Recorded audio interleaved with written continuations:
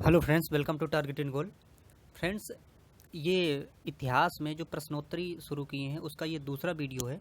इसमें हम क्वेश्चन देखेंगे वैदिक संस्कृति के। फ्रेंड्स, इसके पहले हमने जो हमारी हड़प्पा सभ्यता थी उसके क्वेश्चन देखे थे। अब यहाँ पर देखिए, मैं कुछ बातें कह रहा हूँ, क्या जैसे वैदिक संस्कृति कह रहा हूँ और हड़प्पा सभ्यता कह रहा हूँ। तो ये सभ्यता और संस्कृति क्या है, पहले थोड़ा इसके विषय में हम बात करेंगे थोड़ा सा ही। और एक बात और फ्रेंड्स, कि ये जो क्वेश्चन सीरीज चल रही है इसमें से ये उद्देश्य नहीं है कि जो क्वेश्चन आपको बताए जा रहे हैं सिर्फ आप उन्हीं क्वेश्चन को रट लें और काम खत्म, ऐसा नहीं है। इससे उद्देश्य ये है फ्रेंड्स कि वो क्वेश्चन और उसके आधार पर जो और इर्द गिर्द का जो कभी एग्जाम में पूछा जा सकता है वो सारा आपके साथ इसमें से डिस्कस किया जा रहा है फ्रेंड्स।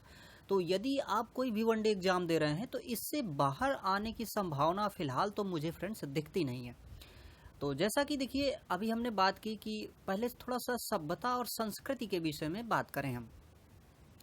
तो देखिए, सभ्यता और संस्कृति ये दो चीजें हमें समझ में आनी चाहिए अलग से। पहले संस्कृति को कैसे समझें और सभ्यता को कैसे समझें। देखिए, जैसे मान लीजिए कोई भी व्यक्ति है, फिजिकली वो है कैसा दिखता है, इसके बाद में दूसरा एक अर्थ आता है उसका भाव कैसा है, उसका विचार कैसा है, ठीक है। इसके बाद देखिए उसकी बनावट, उसके भाव विचार, इन दोनों में अंतर देखिए ऐसे दिख रहा है कि जो उसकी बनावट है ये फिजिकली है, लेकिन उसकी जो भाव है, भाव की अभिव्यक्ति है, वो क्या है कि फिजिकली नहीं है ना। हम कह सकते हैं कि वो मतलब कि बाह्य रूप से दिखाई नहीं दे रही है लेकिन वो है। जैसे कि मान लीजिए व्यक्ति है लेकिन जो बोलने वाला है वो कौन है। अब बोलने वाला क्या ये सिर्फ शरीर है? नहीं, ये एक माध्यम है। लेकिन बोलने वाला हमारा जो चेतन है, जो कॉन्शस है, जो विजुअल नहीं है लेकिन विजुअल है। कैसे कि जैसे हम वो जो बोल रहे हैं, जैसे अब व्यक्ति मान लीजिए कि डेड हो जाता है तो वो नहीं बोलता है, तो बोलने वाला जो है वो क्या है। तो इसी प्रकार से संस्कृति और सभ्यता रिप्रेजेंट होती हैं। तो संस्कृति क्या है कि वो हो मूल है, वो हो भाव है जो कि व्यक्ति को निर्मित करता है अंदर से, और सभ्यता वो है जो बाहर से निर्मित होती है। कैसे? जैसे जब हम बात करते हैं हड़प्पा सभ्यता की तो हम देखते हैं कि उधर के ये मकान कैसे थे, वो रहते कैसे थे। लेकिन इसमें से अगर हम और उनके गहराई वाले पक्षों में जाएं कि वहां लोगों का व्यवहार क्या था, आक्रामक व्यवहार था लोगों का, या लोग एक दूसरे के प्रति सद्भाव रखते थे, तो ये जो पक्ष है फ्रेंड्स ये कहलाता है संस्कृति। तो संस्कृति अगर हम कहें तो आत्मा है, और जो सभ्यता है वो शरीर है, वो विजुअल होने वाला वो एस्पेक्ट है जो हमें दिखाई दे रहा है। तो इस प्रकार से संस्कृति और सभ्यता होती हैं। अब जो भी हमें विजुअल होगा या जो भी हमारी संस्कृति होगी वो हमारी सभ्यता से विजुअल होता है। जैसे कि हम जो जानते हैं हड़प्पा सभ्यता के बारे में कि वहाँ के लोग कैसे थे, उनकी सभ्यता, उनकी संस्कृति में क्या घुला हुआ था, तो वो कैसे जानते हैं हम। उनकी सभ्यता में निर्मित जो आकार आकृतियाँ हैं उनसे ही हम जान रहे हैं कि आखिरकार उनकी संस्कृति कैसी थी। जैसे अब हम वहाँ पर देखते हैं कि कोई अगर मान लीजिए कि एक हमें चित्र मिला है और उस चित्र के हम भावों को अंदर देख रहे हैं तो वो क्या हो गई, संस्कृति हो गई। तो इस प्रकार से संस्कृति और सभ्यता दो चीजें हैं। तो यहाँ पर फ्रेंड्स हम जो बात करने वाले हैं वो बात करने वाले हैं वैदिक संस्कृति की बात करने वाले हैं। और वैदिक संस्कृति आई लेकिन इसके पहले हड़प्पा सभ्यता समाप्त हुई। तो हमने वहां बात की थी कि 1700 ईसा पूर्व के लगभग 1700 साढ़े 1700 ईसा पूर्व में जो हड़प्पा सभ्यता थी वो समाप्त हो गई। लेकिन जो वैदिक संस्कृति है, जिसमें से देखिए पहला ही क्वेश्चन है हमारा, क्या है कि पूर्व वैदिक या ऋग वैदिक संस्कृति का काल कितना है। ऑप्शन है अपने पास में 1500 ईसा पूर्व से 1000 ईसा पूर्व, दूसरा है 1000 ईसा पूर्व से 600 ईसा पूर्व, तीसरा है 600 ईसा पूर्व से 600 ईसवी, और चौथा है इनमें से कोई नहीं। तो पूर्व वैदिक काल या ऋग वैदिक काल संस्कृति का काल जो है वो कितना था, इसका ऑप्शन एक सही है। और देखिए ये 1500 ईसा पूर्व से लेके 1000 ईसा पूर्व तक ये फ्रेंड्स थी। ठीक है, अब देखिए तो अभी हमने ये चर्चा करने की कोशिश की थी कि इसके बीच में क्या हुआ। मान लीजिए अगर 1700 ईसा पूर्व या 1750 ईसा पूर्व में अगर हड़प्पा सभ्यता खत्म होती है तो ये जो 200 मतलब कि 1500 से 1700 के बीच का, ईसा पूर्व के बीच का जो समय है, लगभग 150 से 200 साल का ये जो समय है, ये कहाँ गया। तो देखिए जो हमारी हड़प्पा सभ्यता थी वो जब नष्ट हुई तो नष्ट होने के एक कारण नहीं थे, नष्ट होने के कई कारण थे। कहीं आगजनी हुई है ना, कहीं मान लीजिए कि बाढ़ आ गई, और इसके साथ साथ में चूंकि हमने कोरोना का काल देखा है तो अब जो इसकी व्याख्या होगी, व्याख्या इस हिसाब से भी होगी कि कहीं ना कहीं महामारी भी आई होगी, इसलिए महामारी से लोग मर गए होंगे, क्योंकि उस समय विज्ञान इस लेवल का तो नहीं था जिस लेवल का आज है। तो इन सारी चीज़ों के हिसाब से वो हड़प्पा सभ्यता कैसे नष्ट हुई उसकी व्याख्याएं लगातार की जाती रही हैं और लोग करते रहे। तो वो समय में क्या हुआ कि जो लोग बचे थे वो नीचे की ओर, देखिए जैसे हम अगर आपको थोड़ा सा इस तरह से ड्रॉ करके दिखाएं कि देखिए ये मान लीजिए ये वो क्षेत्र था, इंडिया का क्षेत्र। ठीक है, अब यहाँ पर देखिए, यहाँ से आप देखेंगे कि ये सिंधु नदी थी और यहाँ से और सारी नदियाँ थी।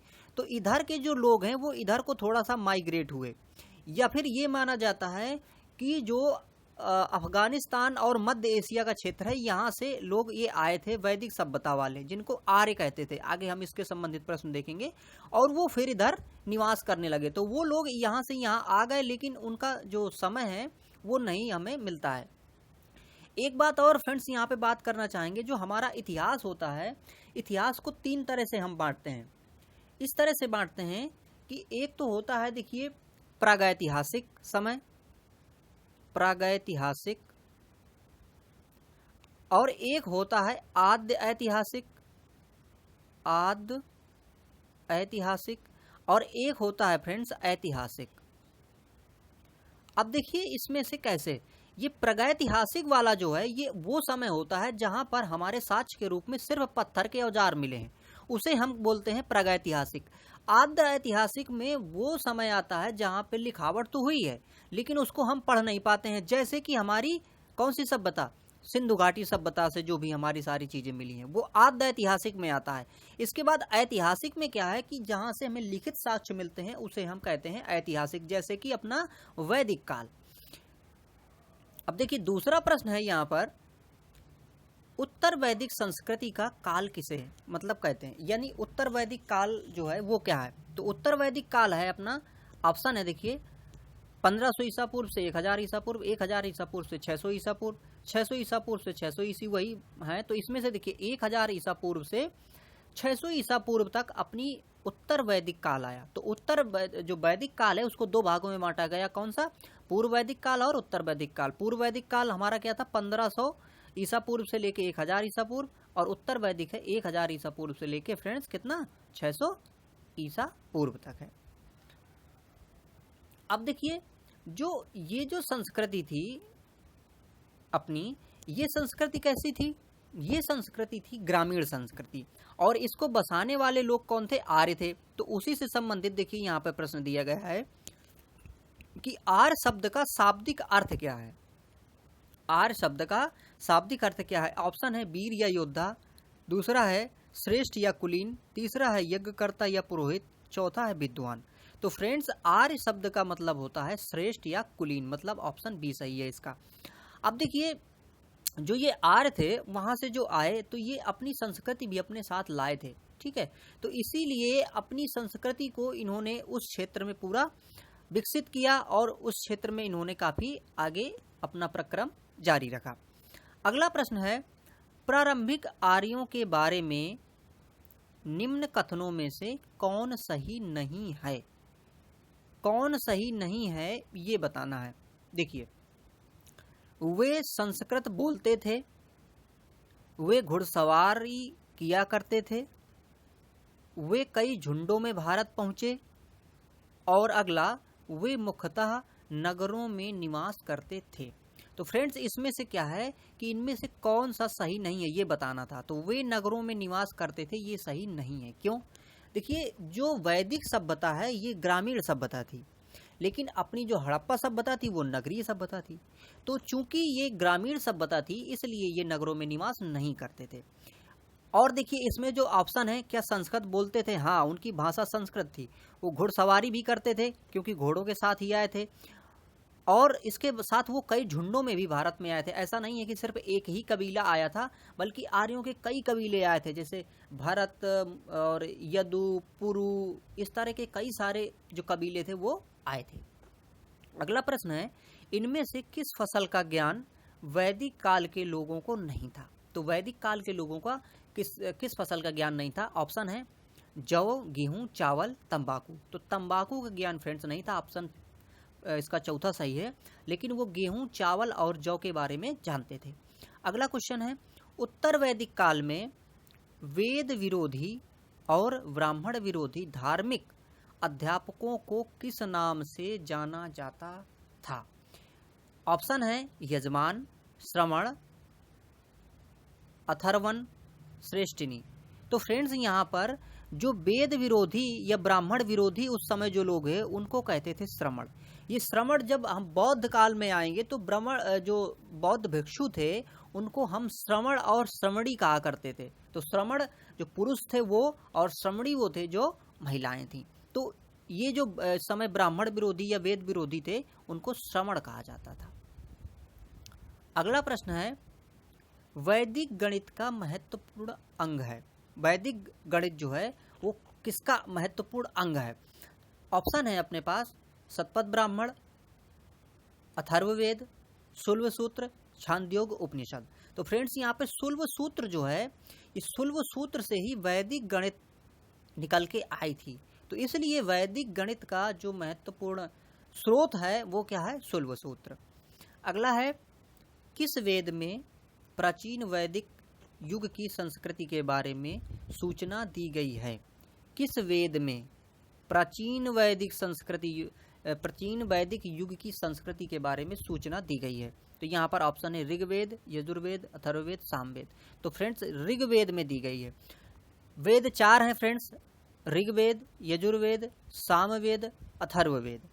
इसमें से अथर्ववेद सबसे जो है वो बाद का है और ऋग्वेद सबसे पहले का है। तो ऋग्वेद चूंकि सबसे पहले का है इसलिए जो प्राचीन संस्कृति है वो ऋग्वेद में ही बताई गई है। अगला यहाँ पे देखिए क्वेश्चन, निम्नलिखित में से उत्तर वैदिक काल में लिखे गए ग्रंथों का सही क्रम बताइए। मतलब कि जो ग्रंथ लिखे गए हैं तो कौन से किस क्रम में लिखे गए हैं?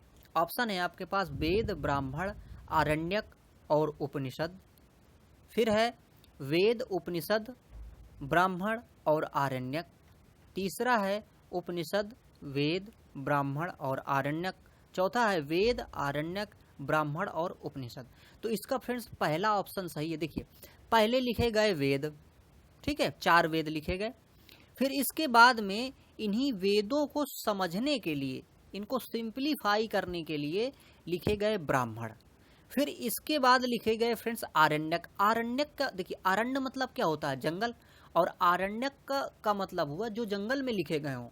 तो उस समय जो लोग मतलब ऋषि मुनि लोग थे जो कहाँ जंगलों में रहते थे, तो जंगलों में वो रहकर जो ध्यान, चिंतन, मनन किया करते थे उनका ही संकलन है किनमें? आरण्यकों में। इसके बाद उपनिषद। उपनिषद फ्रेंड्स सबसे बाद में लिखे गए, इनको वेदांत भी कहा करते हैं। अब देखिए 2 शब्द होते हैं, एक होता है वेदांग, एक होता है वेदांत। तो उपनिषदों को वेदांत कहते हैं, ये सबसे बाद में लिखे गए थे। और उपनिषद का मतलब होता है समीप बैठना, गुरु के समीप बैठना। तो गुरु के समीप बैठ के जो ज्ञान दिया गया गुरु के द्वारा, उसी का संकलन है फ्रेंड्स किसमें? उपनिषदों में। अब देखिए वेदों की संख्या कितनी है? 4 है, वो तो हम बात ही कर लिए हैं अभी, ठीक है। अगला प्रश्न है, कौन से 3 वेद संयुक्त रूप से त्रयी या वेद त्रयी कहलाते हैं? तो इसमें से पहले के 3, शुरुआती के जो 3 वेद हैं वो वेद त्रयी कहलाते हैं। अर्थात ऋग्वेद, यजुर्वेद और सामवेद, इन तीनों वेदों को क्या बोलते हैं? वेद त्रयी इनको बोलते हैं। तो इसमें से देखिए ऑप्शन पहला में दिया है ऋग्वेद, यजुर्वेद और सामवेद, तो इस प्रकार से इनको क्या बोलते हैं? वेद त्रयी बोलते हैं। एक और ऑप्शन क्वेश्चन आता है फ्रेंड्स कि जो तंत्र मंत्र, जादू टोना और ये सब है, ये किस में है? ये सबसे बाद वाले अथर्ववेद में फ्रेंड्स ये चीजें हैं।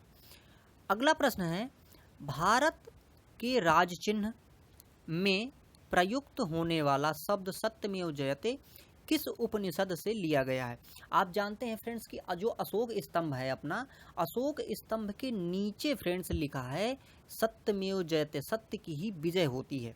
तो ये जो सत्यमेव जयते सब लिखा गया है वाक्य, ये कहाँ से लिया गया है, किस उपनिषद से लिया गया है? ऑप्शन है आपके पास मुंडक उपनिषद, कठ उपनिषद, ईश उपनिषद और बृहदारण्यक उपनिषद। तो यहाँ पर मुंडक उपनिषद से फ्रेंड्स ये लिया गया है। तो मुंडकोपनिषद से लिया गया है सत्यमेव जयते, जो कि सारनाथ में स्थित जो स्तंभ है उसके नीचे लिखा गया है। अगला देखिए, ऋग्वैदिक आर्यों का मुख्य व्यवसाय क्या था? तो जैसे जो आर्य थे, आर्य क्या करते थे? उनका व्यवसाय क्या था? मुख्य कृषि करना, पशुपालना, शिक्षा, व्यवसाय क्या था उनका? पशुपालना। वो पशु पालते थे फ्रेंड्स अधिकांशतः, और जब एक जगह से घास खत्म हो जाती थी तो अपने पशुओं को साथ में लेके वो दूसरी जगह चले जाते थे। तो इस प्रकार से वो अपना जीवन यापन करते रहते थे। अगला फ्रेंड्स क्वेश्चन है, भारतीय संगीत का आदि ग्रंथ क्या है? देखिए जो संगीत है भारत का, संगीत कहाँ से शुरू हुआ? तो ऑप्शन है ऋग्वेद, उपनिषद, यजुर्वेद, सामवेद। सामवेद से अपना संगीत लिया गया है, और साम का मतलब क्या होता है फ्रेंड्स? इसका मतलब होता है गान। तो सामवेद से ही हमारा जो मूल संगीत है, जिसमें से हम कहते हैं सरगम, जो सरगम के 7 स्वर होते हैं, सा रे गा मा पा धा नी, ये सारी चीजें हम सामवेद से ली गई हैं, और यही इसका मूल स्रोत है। अगला प्रश्न है, प्रथम विधि निर्माता कौन है? यह किसे माना जाता है? मनु, चाणक्य, चंद्रगुप्त, सेल्यूकस। तो इसमें से मनु को माना जाता है प्रथम विधि निर्माता। और फ्रेंड्स इसने जो मनु स्मृति लिखी उसमें से समाज कैसे चलेगा इसके लिए इन्होंने काफ़ी चीज़ें लिखी थी, लेकिन इन्होंने जो चीज़ें लिखी वो बहुत ही मतलब समाज को डिवाइड करने वाली थी, और किसी मतलब एक विशेष वर्ग को, हम कह सकते हैं जो उच्च वर्ग था, उसको बहुत ज़्यादा वरीयता दे रही थी। इसलिए ये जो ग्रंथ था ये बहुत ही उस समय हम कह सकते हैं कि शोषण का कारण भी लोगों के लिए बना था फ्रेंड्स। अगला प्रश्न है, कृषि भक्ति का प्रथम और प्रधान ग्रंथ। हम यहाँ पे गलत पढ़ रहे हैं, कृष्ण भक्ति है ना, कृषि नहीं कृष्ण। तो कृष्ण भक्ति जो है उसका जो ग्रंथ है, मुख्य ग्रंथ है, वो क्या है? महाभारत, श्रीमद् भगवद गीता, या गीत गोविंद, या फिर इनमें से कोई नहीं। तो फ्रेंड्स यहाँ पर देखिए जो कृष्ण भक्ति है वो भगवद गीता में हमें मतलब दिखाई देती है। तो कृष्ण भक्ति, और कृष्ण को हम कह सकते हैं कि उस समय का फ्रेंड्स जो सबसे बड़ा मनोवैज्ञानिक साइकोलॉजिस्ट था वो कृष्ण था। उसने भगवद गीता जिस तरह से अर्जुन को कही, वो उस समय अर्जुन के लिए ही मात्र नहीं बल्कि आज के मानव कल्याण के लिए भी बहुत ही ज़्यादा उपयोगी है, क्योंकि उसने जिन जिन तथ्यों को लिया, कृष्ण ने जिन जिन तथ्यों को लिया, जिन पे उन्होंने बात की, वो बहुत ही व्यापक और लोक कल्याणकारी है। इसलिए जो कृष्ण भक्ति है, ये कृष्ण भक्ति का जो हमें साक्ष्य मिलते हैं पहले, वो किस में मिलता है? भगवत गीता में मिलता है। अगला देखिए फ्रेंड्स, ऋग्वेद में संपत्ति का प्रमुख रूप क्या था? जो ऋग्वैदिक काल था उस समय संपत्ति का मुख्य रूप क्या था? गोधन, भूमि, ए और बी दोनों, या फिर इनमें से कोई नहीं? तो फ्रेंड्स उस समय गोधन मतलब गायों का पालना ही उस समय मुख्य था। तो ऋग्वैदिक काल में जो संपत्ति थी, संपत्ति के रूप में क्या था फ्रेंड्स? गोधन मुख्य था। अगला है, ऋग्वेद के किस मंडल में शूद्र का उल्लेख पहली बार मिलता है? अब देखिए जो ऋग्वेद था फ्रेंड्स, ऋग्वेद को 2 तरह से इसको डिवाइड किया गया था। जैसे कि पाठों में हम चैप्टर्स में बांटते हैं ना किसी पुस्तक को, तो इस तरह से उसको भी बांटा गया था। तो उसको मंडलों में जब बांटा गया तो 10 मंडलों में बांट दिया गया है ना, मंडल 1, मंडल 2, मंडल 3, इस तरह से 10 में बांट दिया गया। और इसके बाद में जो 10वां मंडल था और पहला मंडल, पहला और 10वां, ये मंडल ऋग्वेद में सबसे बाद में जोड़े गए थे। और 10वें मंडल में शूद्रों की बात की गई है। उसमें ये बताया गया है कि जो ब्राह्मण है वो परम पिता ब्रह्मा के मुख से और भुजाओं से क्षत्रिय और पेट या उदर से वैश्य और मतलब पैरों से शूद्र पैदा हुए हैं। इसका उल्लेख किसमें है? 10वें मंडल पे है। इसके बाद देखिए फ्रेंड्स, ये जो 10 मंडल है, 10वें में से तीसरा मंडल, आप वो गायत्री मंत्र जानते होंगे, जैसे ओम भूर्भुवस्सुः तत्सवितुर्वरेण्यं भर्गो देवस्य धीमहि धियो यो न प्रचोदयात्। तो ये जो मंत्र है, गायत्री मंत्र है फ्रेंड्स, ये गायत्री मंत्र ऋग्वेद के तीसरे मंडल से लिया गया है। ठीक है। एक चीज और, इसमें से देखिए कुछ हस्तलिखित ऋचाएं थी। जो ऋग्वेद है, ऋग्वेद जस्ट क्या है, ये ऋचाओं का कलेक्शन है। और ऋचाएं क्या थी? सूत्र थे, और ऐसे सूत्र थे जिनसे देवों की स्तुति की जाती थी। तो ऋग्वेद में जो ये ऋचाएं थी, तो हस्तलिखित ऋचाएं इसके 8वें मंडल पे मिलती हैं। ठीक है। एक बात और, इसमें से ये जो 8वें मंडल पे ये मिलता है, और जैसा पहला और 10वां लास्ट में जोड़ा गया है, तो ये सारी चीजें इसके बारे में थोड़ा और थी फ्रेंड्स। एक चीज और, ऋग्वेद में 10,600 मतलब कि 10,600 इसमें से सूक्त या फिर ऋचाएं हैं फ्रेंड्स। अगला देखिए, पुराणों की संख्या बताइए कितनी है? तो कितनी है पुराणों की संख्या? 18 है फ्रेंड्स। तो ऑप्शन ए सही है इसका। अगला देखिए, वैदिक धर्म का मुख्य लक्षण इनमें से किसकी उपासना था? जो वैदिक धर्म था वो किसकी उपासना करता था? ऑप्शन है प्रकृति, पशुपति, देवी माता, त्रिमूर्ति। तो फ्रेंड्स प्रकृति पूजा। देखिए, अगर जो आज जिसे हम कह रहे हैं कि ब्राह्मण धर्म या जो भी, वो फ्रेंड्स वैदिक धर्म से बिल्कुल अलग है।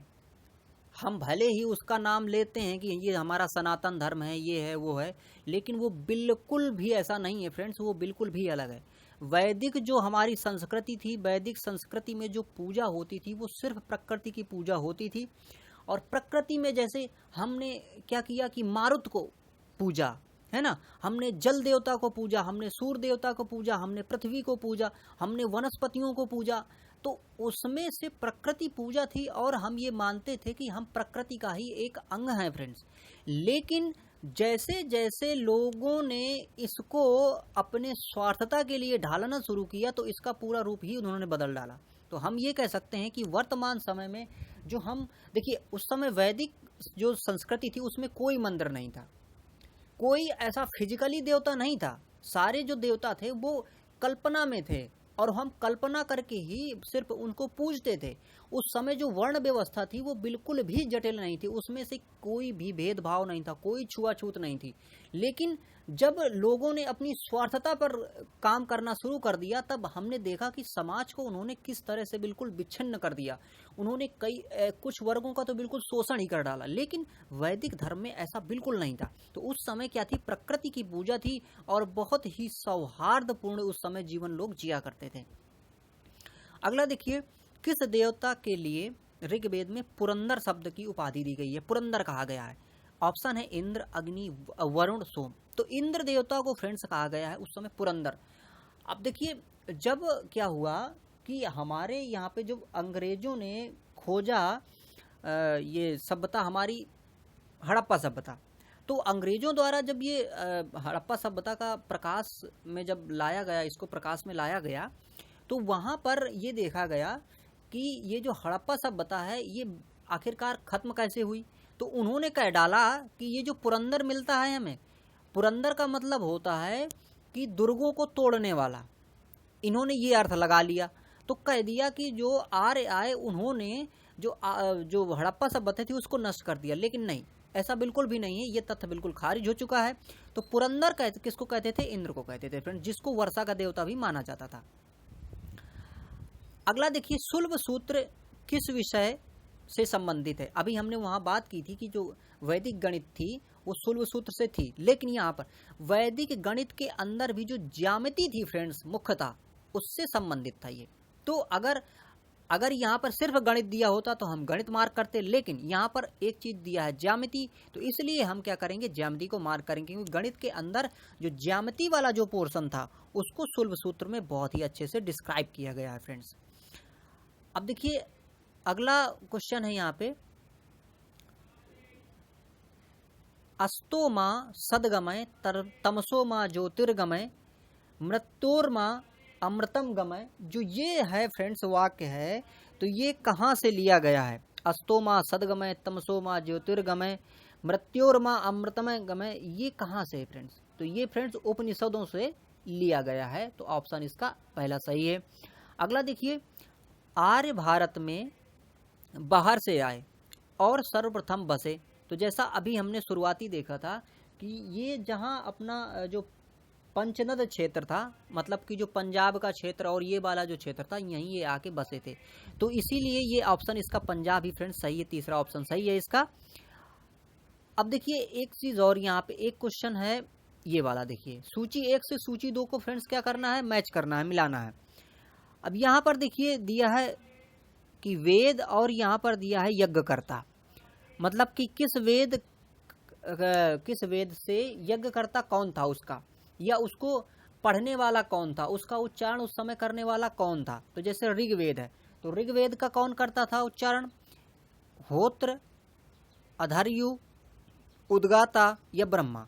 तो ऋग्वेद का फ्रेंड्स होत्र या होता करता था, यजुर्वेद का अधर्यु करता था, और सामवेद का उद्गाता करता था, अथर्ववेद का ये करता था ब्रह्मा। तो इस प्रकार से हम ये कह सकते हैं कि जो ऋग्वेद को पढ़ने वाला था उस समय, उसका उच्चारण करने वाला था, उसका अनुष्ठान करने वाला था, वो कौन सा, होता था। इसी प्रकार से यजुर्वेद का कौन था, अधर्यु था, सामवेद का कौन था, उद्गाता था, और अथर्ववेद का कौन था, ब्रह्मा था। तो इसका फ्रेंड्स ऑप्शन ए सही है, 1 का 1 है ना, बी का 2, सी का 3, डी का 4। तो इस प्रकार से फ्रेंड्स ये हमने देखा। तो फ्रेंड्स ये प्रश्न थे जिसको हमने डिस्कस किया। तो फ्रेंड्स डिस्कशन के साथ मैं यही कोशिश कर रहा हूँ कि आप क्वेश्चन तो पढ़ेंगे, लेकिन क्वेश्चन के साथ साथ में आपको लगभग वो सारा चैप्टर पूरा क्लियर ही हो जाएगा। अगर आपने ध्यान से पूरे को समझा है तो उससे क्वेश्चन बाहर नहीं जाएगा फ्रेंड्स, मेरा ये विश्वास है। और इस वीडियो को आप देखिए फ्रेंड्स, अगर आपको वीडियो अच्छे लगते हैं तो इनको लाइक भी कीजिए, और अपने फ्रेंड्स के साथ भी फ्रेंड्स मतलब शेयर कीजिए। तो फ्रेंड्स इस वीडियो को आपने देखा, आपका बहुत बहुत धन्यवाद। Thank you for watching.